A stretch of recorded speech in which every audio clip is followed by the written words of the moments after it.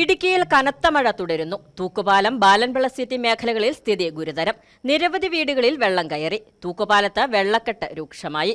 കിണറുകളിലും കൃഷിയിടങ്ങളിലും വീടുകളിലും വ്യാപകമായി വെള്ളം കയറി. മേഖലയിലെ നിർമ്മാണം നടക്കുന്ന പാലങ്ങൾ അടക്കം അപകടാവസ്ഥയിലായി. റവന്യൂ അധികൃതർ മേഖലയിൽ ജാഗ്രതാ നിർദ്ദേശം പുറപ്പെടുവിച്ചു. കമ്പംമേട്ടിൽ സ്കൂൾ ബസ് കുട്ടികളുമായി പോകുന്നതിനിടെ വൻമരവും വൈദ്യുതി പോസ്റ്റും ബസിനു മുന്നിലേക്ക് കടപുഴകി വീണു. ബസ് വേഗത്തിൽ ബ്രേക്ക് ചെയ്തതിനാൽ വൻ അപകടം ഒഴിവായി. മേഖലയിൽ അതിശക്തമായ മഴയാണ് ഇന്നലെ രാത്രി മുതൽ പെയ്തുകൊണ്ടിരിക്കുന്നത്. തൂക്കുപാലം മേഖലയിൽ വ്യാപകമായി വെള്ളക്കെട്ടുണ്ടായി. വീടുകളിലും കിണറുകളിലും കൃഷിയിടങ്ങളിലും വ്യാപകമായാണ് വെള്ളം കയറിയത്.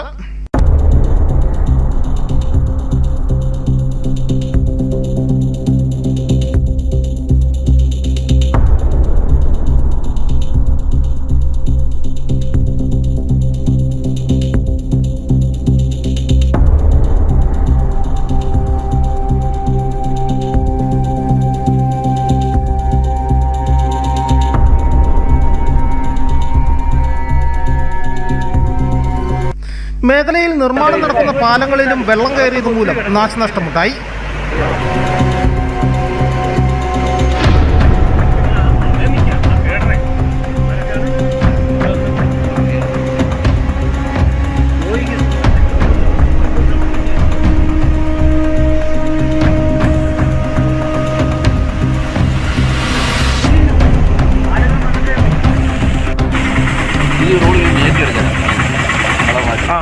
കമ്പംമേട്ടിൽ സ്കൂൾ കുട്ടികൾ രക്ഷപ്പെട്ടത് തലനാരിഴയ്ക്കാണ്.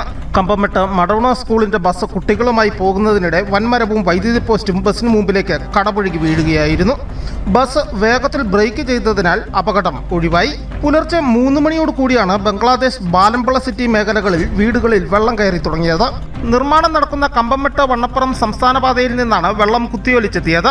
ബാലൻപിള്ള സിറ്റി സ്വദേശിനി കോക്കനാൽ പ്രീത സജി, വട്ടപ്പാറയിൽ തോമസ് എന്നിവരുടെ വീടുകളിലാണ് വെള്ളം കയറിയത്. 2 അടി താഴ്ചയിലാണ് വെള്ളം.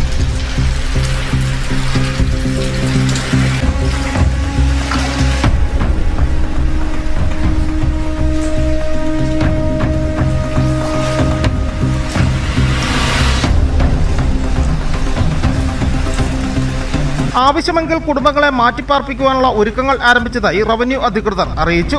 റവന്യൂ അധികൃതരും പൊതുപ്രവർത്തകരും സ്ഥലത്തെത്തി. നെടുങ്കണ്ടം, ഉടുമ്പൻചോല മേഖലകളിൽ മരമൊടിഞ്ഞു വീണ കൃഷിയും നശിച്ചിട്ടുണ്ട്.